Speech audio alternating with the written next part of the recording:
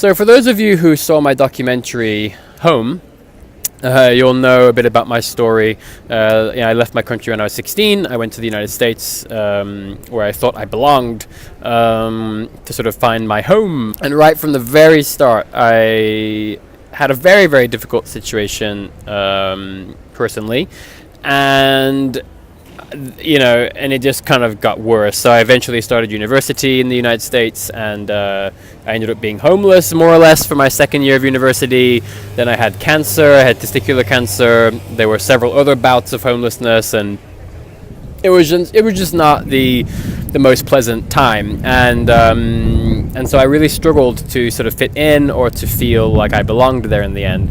And I ended up studying Japanese, and I spent basically 3 solid years doing nothing but preparing for that experience of going to study abroad in Japan. And that was like my ultimate goal.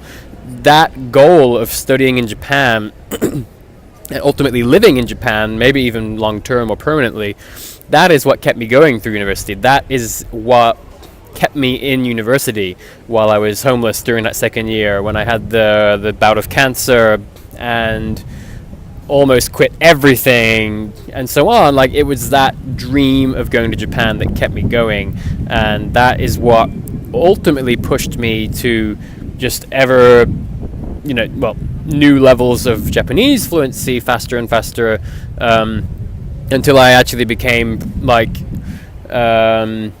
pretty fluent, not just in linguistic terms, but also cultural literacy terms, before ever going to Japan. So when I arrived in Japan, I was an interpreter, and then later I took classes in a university there in Japanese, and I worked as a barista and stuff like that. So, and I made the documentary at the point where due to, once again, having a very difficult situation, I had to leave Japan 7 months early, and that was a very difficult time for me, and it was something that took me years to accept. I couldn't accept the fact that experience of studying abroad in Japan fell apart, and that it didn't go well, after just all of the time, the preparation, and the dreaming, and just all I went through to get myself in that position at last. But since that time, I have not really in the documentary I shared a lot with you guys, but since that time I have not shared a lot about my life. And the funny thing is that the documentary kind of ends on a high note, which is because I wanted it to be positive, the message, and I wanted I wanted for it to be encouraging. And it kind of seems like I've sort of figured it out, and that things might finally, maybe I figured out this whole issue of home and identity. But the funny thing is that things only got crazier since that time. And these last 3.5, 4 years have just been unbelievable. I've changed countries about, I think now, I don't know anymore, 16 times in 4 years, including Japan.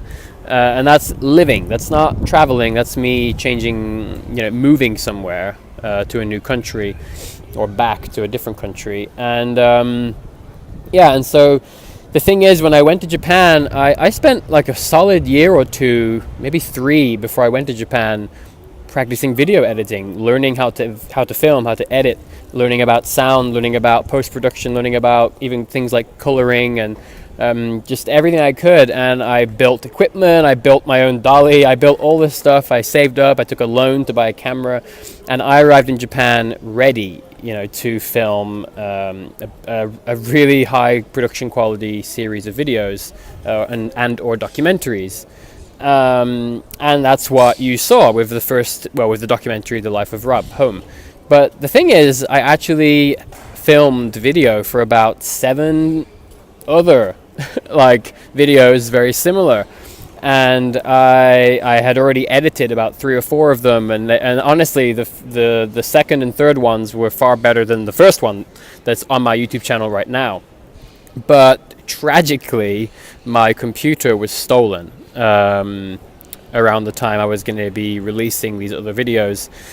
And so with all the moving, I mean,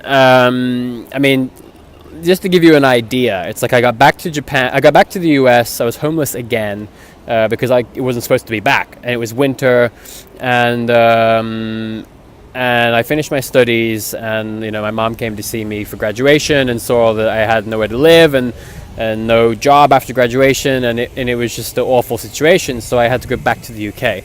Now, to give you an idea, I later attempted to move to Paris, and then I ended up back in the United States. Then I tried moving to the Netherlands, ended up in France. Then I moved to Portugal for a job that was the lowest paying job I've ever have seen in my life. Moved to Germany to try to get into a better situation.